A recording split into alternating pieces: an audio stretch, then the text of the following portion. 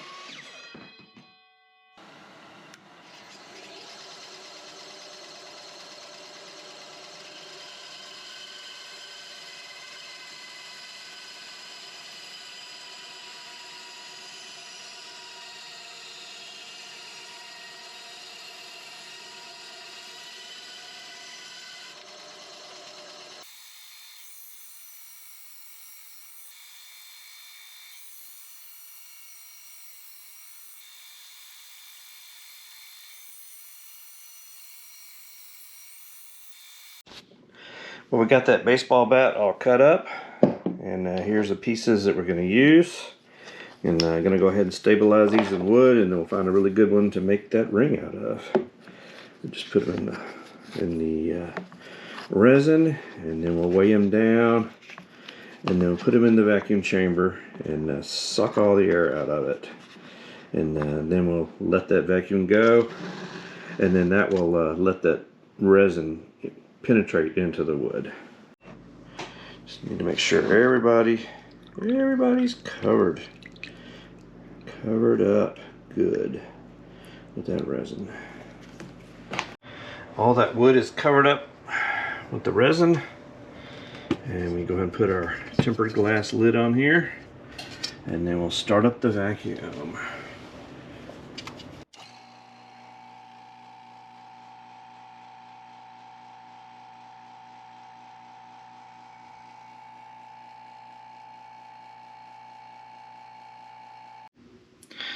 Alright, the wood's been under the vacuum for a while, and now we're going to go ahead and release the vacuum and let that, that'll push that the resin into the wood. Release the vacuum.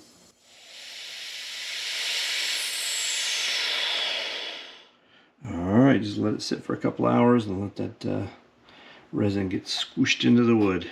Well, the wood's been sitting under the resin for a couple hours, so now we remove all the weights from it and lay it out on the cookie sheet. Okay.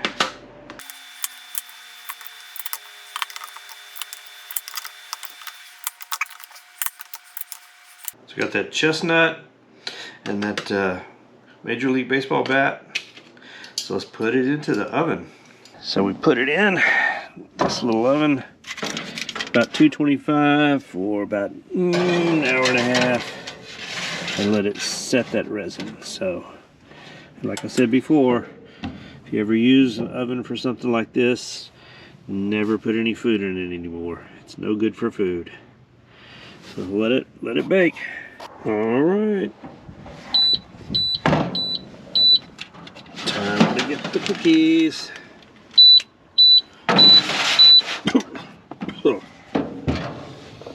This guy's cracked and this guy's cracked, so this guy, I think that's just saw marks, but these guys look good. Yeah, that's kind of the way it goes, is whenever you're stabilizing this wood, if it has any internal cracks, they really show up. So it's better to see it now than have it on the lathe and something like that happen. So now we just let it cool off, and then we'll start working on making some rings out of these. Well, here's that piece of San Francisco Giants bat wood, nice and stabilized, and the titanium inlay ring core we're going to make a ring out of it with. So we're going to go ahead and take this wood and put it on the lathe, and we'll turn it flat. We will bore it out to fit this ring core, and then we'll fit this way in that channel on the lathe, and then we'll break this and fit it onto this channel with two-part epoxy. And got another little sideline project with this bat is from the handle. I'm gonna go ahead and make a little bottle opener for the customer, since this is the bat that they provided. Go ahead and send this to him, kind of looks like a little extra thing. So I got the piece of wood chucked up in my metal lathe, and I use this piece of 1/4-inch aluminum here as a little spacer to make sure that this wood is not up against my chuck, but it's still flat, so that I don't, when I'm boring, I don't hit my chuck. So we're going to now turn using this bit here, and what we're going to do is going to go in like that as it's turning and just flatten it down. So let's do that.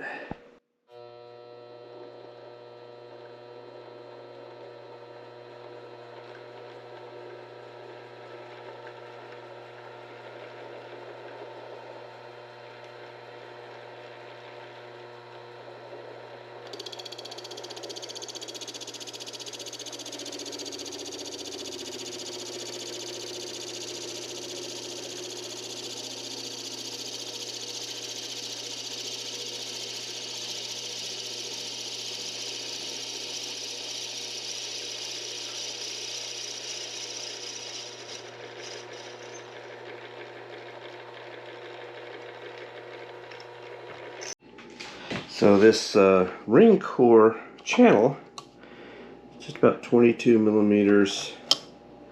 So we got a 22 millimeter Forstner bit chucked up and our Jacobs chuck. And we're going to go ahead and put this on the lathe and bore that wood out.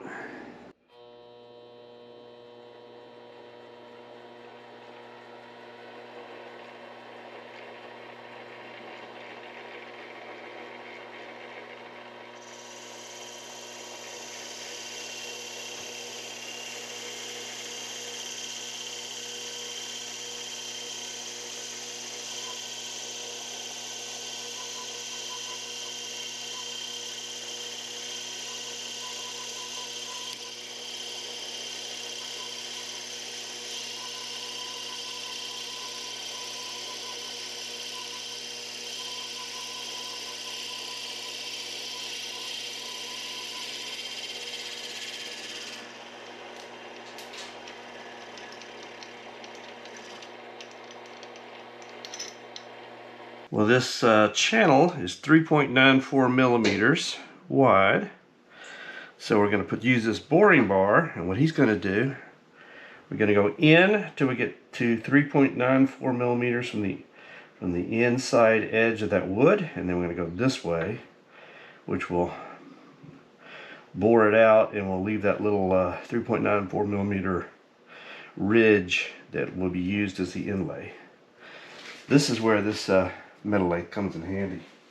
Alright, I got my boring bar in the tool holder. I'm taking this piece of aluminum and I put that behind that wood, and then I pull that boring bar forward till it touches that aluminum. Just when it touches, I feel them touch. That's my 0 point. So I set my DRO to 0, pull out the aluminum bar, then I back him up to 3.94 millimeters using my DRO.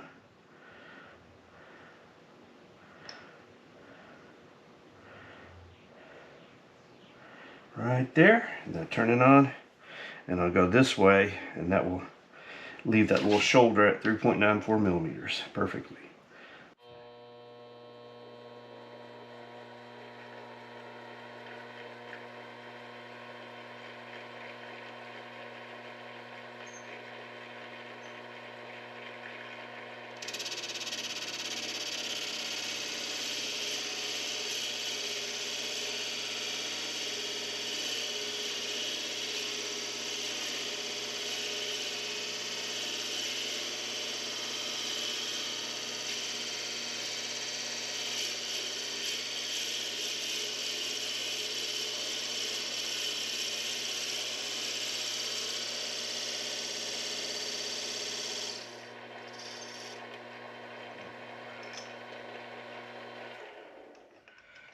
Alright, that left the shoulder on the inside at 3.94 millimeter.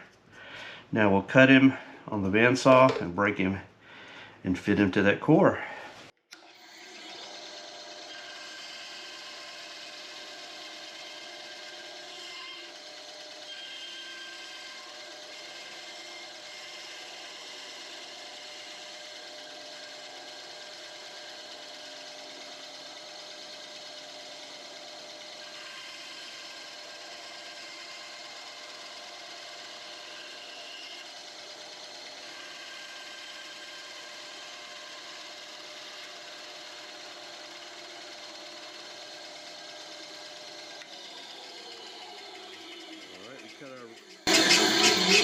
We cut our relief cuts here, and we left that little ridge because we don't want to cut through that, because we want that to be perfectly round. So we'll go ahead and break it now.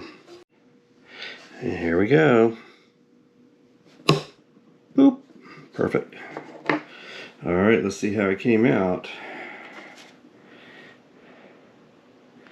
Might need to do a tiny bit of sanding, but that's okay, we can do that. Just a tiny bit of sanding. All right, let's just give it a little bit of sanding so we can get that fit right into that groove.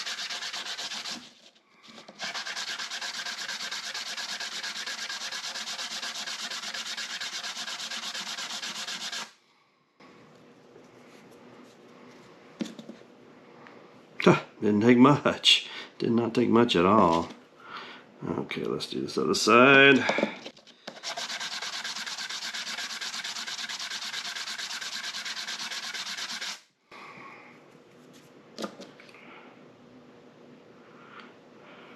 A tiny bit more.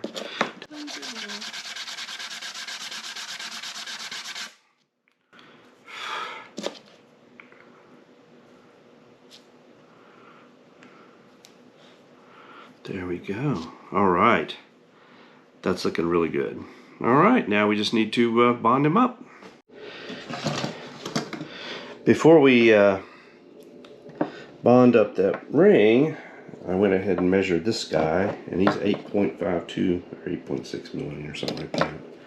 So I went ahead and found a drill bit that would fit. And we're going to drill this guy out for this guy to make that bottle opener. Let's go ahead and take him over to the drill press. All right, let's drill him out.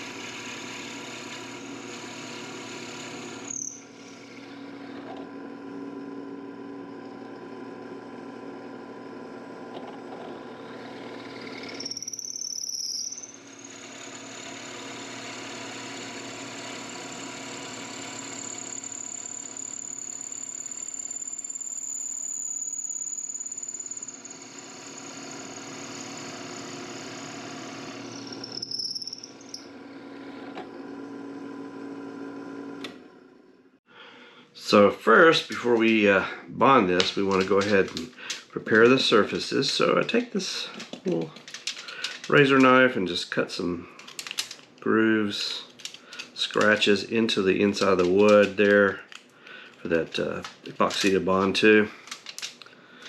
Just do that here on this one too. Just a couple of passes. And then because this titanium, I can scratch the inside surface of that and give that a good scratching up to make sure that we get a good bond. So just kind of all the way around, just kind of some good scratches. Can't do this with a tungsten ring because it's too hard. It won't scratch, but titanium or stainless steel, you could do that. Tungsten rings usually have little grooves on the inside already cut, so that because they know that you're going to need to do that. So since this is smooth on the inside, we're going to give them some rough stuff to bond to. Alright, now we just go ahead and clean them up with denatured alcohol. We clean up the wood first. And just make sure we don't have any bits of sawdust or whatever. Just get a nice clean surface and let it have a little time to dry, because it dries pretty quick. Doesn't take long at all. Now we clean off the inside of the ring core, because it's been machined, and sometimes it has a little bit of machining oil or whatever on there on the inside. So we make sure we get that good and cleaned off. Yeah, it's pretty clean. This one's pretty clean. Alrighty. Alright, now we use our 2-part 24-hour epoxy here. Gonna make a little bit extra because I got something else going on here. Gotta go ahead and do the hardener. Same amount.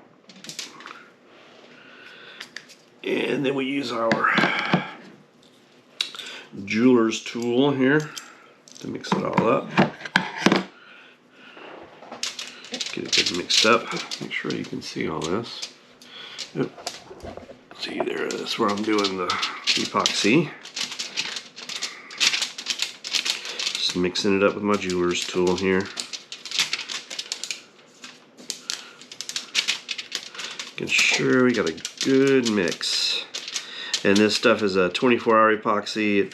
It sets after about 30 minutes to an hour. Starts setting, but it gets its full hardness at 24 hours. So it's a 2-day project.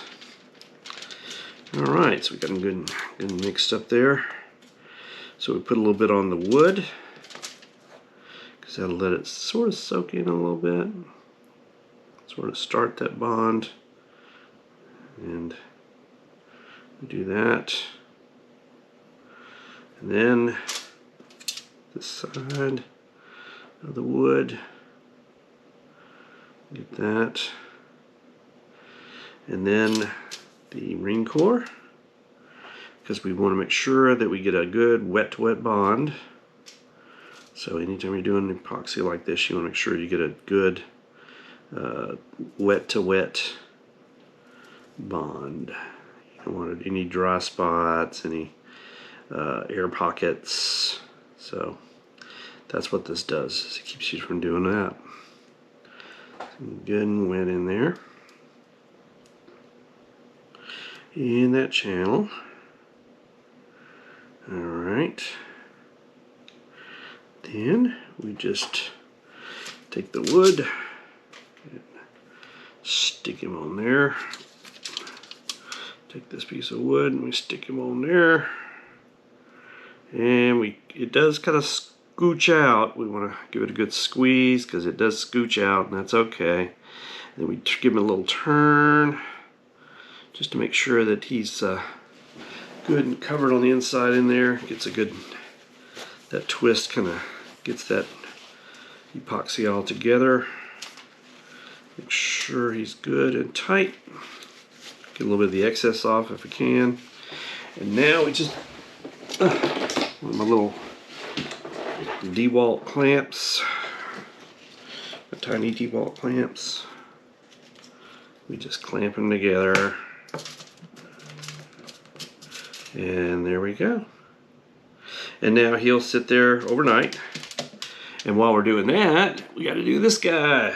So let's go ahead and what I'll do is I'll put some epoxy in this hole here.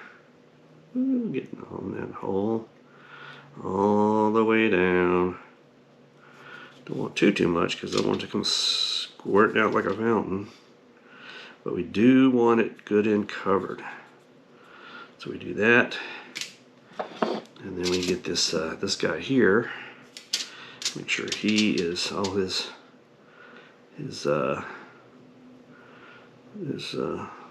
threads are covered with this epoxy on this side. So it's going to squirt out, but we'll clean up. We'll have some cleanup today, but that's okay. Just make sure we get him good and Good and wet all over. All right, let me put him in. There you go. Yeah, he's squirting out. Gonna give him a good twist in there. Ooh, okay, let's get some clean up here. Clean some of that up if we can, so it's not going all over the